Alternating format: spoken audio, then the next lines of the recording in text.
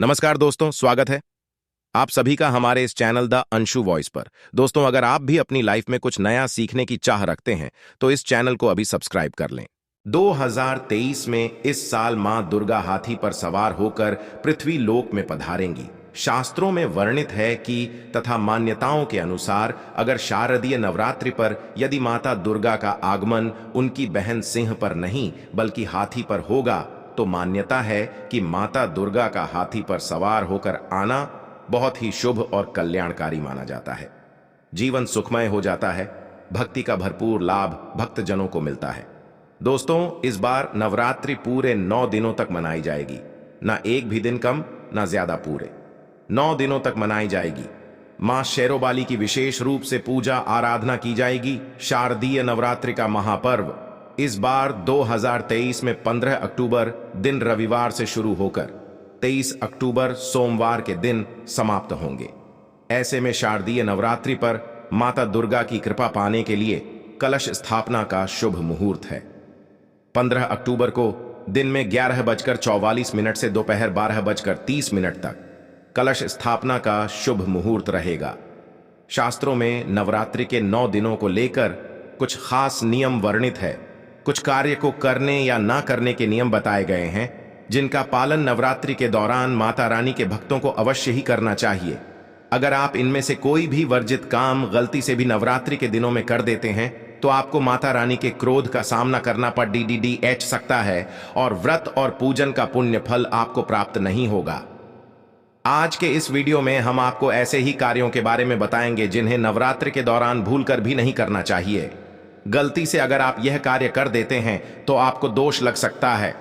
आगे बढ़ने से पहले अभी तक आपने हमारे चैनल को सब्सक्राइब नहीं किया है तो चैनल को सब्सक्राइब करके बेल आइकॉन जरूर दबाइएगा। सच्चे दिल से कमेंट बॉक्स में लिखें, जय माता दी माता रानी आपके ऊपर कभी कष्ट ना आने दें। नवरात्रि के दौरान घर की स्वच्छता का विशेष ध्यान रखें। घर के मुख्य दरवाजे पर गंदगी बिल्कुल भी ना होने दें। पूजा से पहले हर रोज रोली से स्वस्तिक बनाएं। रोली से स्वस्तिक बनाने पर शुक्र और सूर्य ग्रह जीवन में सकारात्मकता लाते हैं और आपके घर में माता रानी की धातु की मूर्ति है तो रोजाना उन्हें स्नान कराकर स्वच्छ वस्त्र पहनाएं। तस्वीर है तो साफ कपट डढ़े से पोंछें। मंदिर और मंदिर के आसपास साफ सफाई और पवित्रता बनाकर रखें।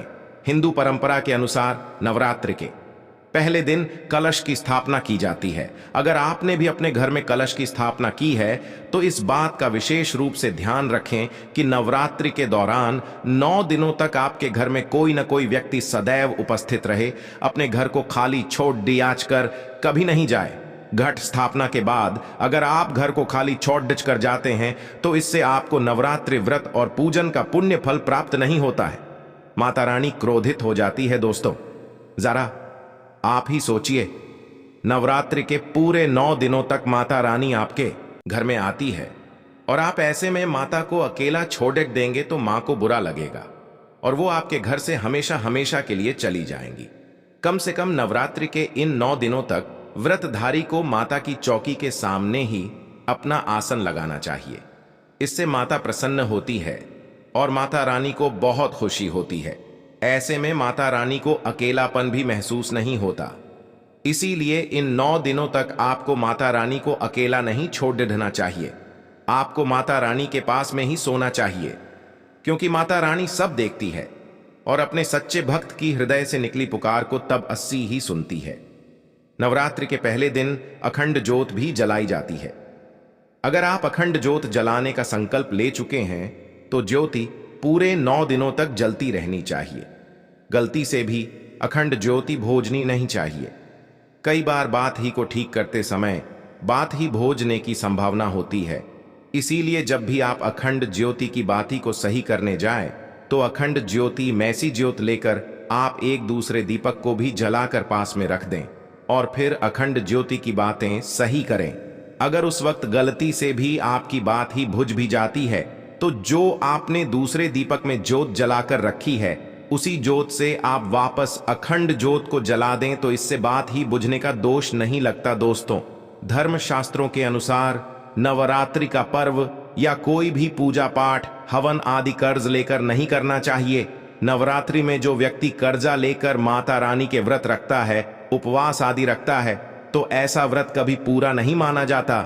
माता रानी की सच्चे हृदय से भक्ति करे, मां आपसे प्रसन्न अवश्य होगी। माता रानी को सच्चे हृदय से 1 रुपया के बतासे भी अर्पित करने से वो प्रसन्न हो जाती है। बस मन में सच्ची श्रद्धा होना चाहिए।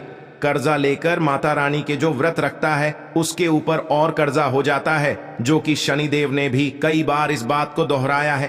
कर्जा लेकर कोई व्रत आदि नहीं रखना चाहिए, पूजा पाठ हवन आदि नहीं करना चाहिए। हमेशा अपने पैसों से ही कोई शुभ कार्य करना अच्छा माना जाता है। माता रानी मात्र एक मिश्री के टुकड्ढे से भी प्रसन्न होती है।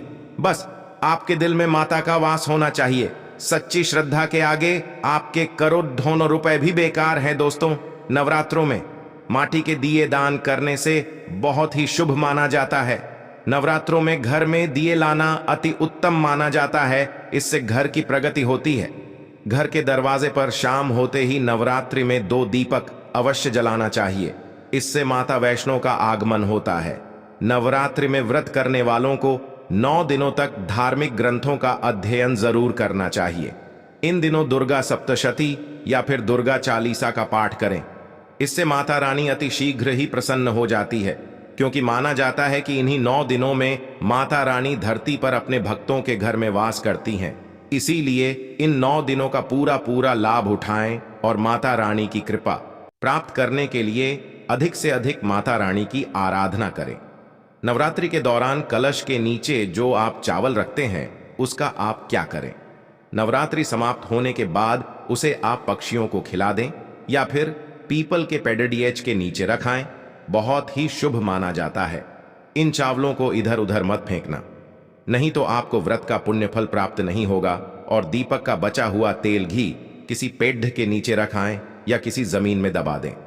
तेल को इधर उधर गलती से भी मत फेंकना। इन 9 दिनों में भूलकर भी बाद में बात लड्डे ढाई जगद्धा क्रोध इत्यादि नहीं करना चाहिए। माता रानी को क्रोध बिल्कुल भी पसंद नहीं है। शास्त्रों में बताया जाता है कि जिस घर में कलह होता है वहां महालक्ष्मी कभी नहीं आती। ऐसे घर में गरीबी और दरिद्रता वास करती हैं। उन्हें मां दुर्गा के क्रोध का सामना करना पड़ देख सकता है। हमारी संस्कृति में कन्याओं को मां दुर्गा का स्वरूप माना गया है। इसीलिए नवरात्रि में कन्या पूजन का बढ़ा ही महत्व माना जाता है। नवरात्रि के व्रत और कन्या पूजन के बिना अधूरे माने जाते हैं। इसीलिए नवरात्रि के दौरान भूलकर भी किसी कन्या या महिला का अपमान ना होने दें, उन्हें दुख न पहुंचाए, उनका पूरा सम्मान करें, नहीं तो मां दुर्गा नाराज हो जाती है। कन्या जब आपके घर से प्रस्थान करें तो उनकी थाली में चुपचाप 1 लौंग अवश्य रख दें। इससे मां दुर्गा का आपको आशीर्वाद मिलेगा। तो 9 कन्याओं में स्वयं मां दुर्गा होती है। कन्याओं को सादा पानी ना दें, पानी में आप 1-1 बूंद शुद्ध गंगा जल अवश्य मिला लें। इससे आपका व्रत सफल हो जाएगा। माता रानी बहुत प्रसन्न होती है, क्योंकि यह जल स्वयं जगत मां ग्रहण करती है। माता रानी को प्रसन्न करने के लिए इस बात का भी विशेष ध्यान रखें।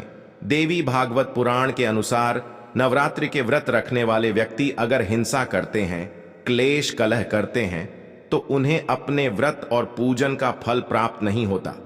माता रानी भी नाराज हो जाती है और हमेशा के लिए आपके घर से चली जाती है। इसीलिए इस बात का विशेष ध्यान रखें, हर से बचें। नवरात्रि के दिनों में मानसिक धैर्य रखना बहुत आवश्यक होता है। मन में किसी के बारे में बुरे विचार मत रखना, बुरे विचार मन में ना आने दें। किसी को दुख दर्द न पहुंचाए। नवरात्रि के दिनों में हर एक व्यक्ति को ब्रह्मचर्य का पालन जरूर करना चाहिए। अक्सर लोग सोचते हैं कि हम पूजा पाठ करने के बाद ऐसा कर लेंगे, लेकिन यह घोर पाप है। माता रानी क्रोधित हो जाती है और व्रत खंडित हो जाता है। आपको बता दें, माता रानी का श्राप आपको लग सकता है। मां की पूजा अर्चना पवित्र मन से करने से ही मां प्रसन्न होती है। इसीलिए इन दिनों में शारीरिक संबंध कभी नहीं बनाने चाहिए दोस्त। और नवरात्रि के शुभ अवसर पर सात्विकता का भी विशेष ध्यान रखना चाहिए। नवरात्रि के व्रत का पूरा लाभ पाने के लिए आपके आहार विहार और विचारों में तामसिकता नहीं होनी चाहिए। इन दिनों तामसिक चीजों के सेवन से बचें। प्याज, लहसुन, मांस, मदिरा इत्यादि का सेवन भूल कर भी ना करें। नवरात्रि का व्रत रखने वालों को व्रत के दौरान अन्य और सरसों के तेल और सादे नमक का सेवन नहीं करना चाहिए। नवरात्र के 9 दिनों तक पूर्ण रूप से सात्विक आहार लें। फलाहार भी एक ही जगह पर बैठकर ग्रहण करें। चल फिर कर उठकर बैठकर भोजन न करें। जमीन पर एक ही स्थान पर बैठकर भोजन ग्रहण करना चाहिए। नवरात्र के व्रत का भोजन अगर आप एक बार खाने के लिए बैठे तो दोबारा आप तभी उठे जब आपका पेट भर जाए। नवरात्रि के 9 दिनों में बाल नहीं काटना चाहिए। पुरुषों को दाढ़ी मूंछ भी नहीं बनानी चाहिए, नाखून भी नहीं काटने चाहिए। बाल काटना, दाढ़ी मूंछ बनाना हमारे धर्मशास्त्रों में अशुभ माना गया है। इन दिनों शुभ और मंगलकारी कार्य किए जाते हैं, इसीलिए नवरात्रि के दिनों में दाढ़ी बनाने और बाल और नाखून काटने से बचें। दोस्तों, विष्णु पुराण के अनुसार नवरात्रि का व्रत रखने वालों को दिन में नहीं सोना चाहिए। तंबाकू और सिगरेट का सेवन भी नहीं करना चाहिए। ऐसी चीजों से पत्ते खंडित हो जाता है। सामान्य सी बात है, लेकिन नवरात्रि के दिनों में सभी को रोज स्नान करना चाहिए और साफ वस्त्रों का धारण करना चाहिए। इन पवित्र दिनों में काले रंग के कपड़े पहनना शुभ नहीं माना जाता। इन दिनों में रंग बिरंगे शुभ रंग के कपड़े पहनना अच्छा माना जाता है। इन दिनों में माता रानी को लाल रंग के फूल जरूर चढ़ाएं। माता रानी को लाल रंग के वस्त्र पहनाएं। माता रानी को लाल रंग अति प्रिय है।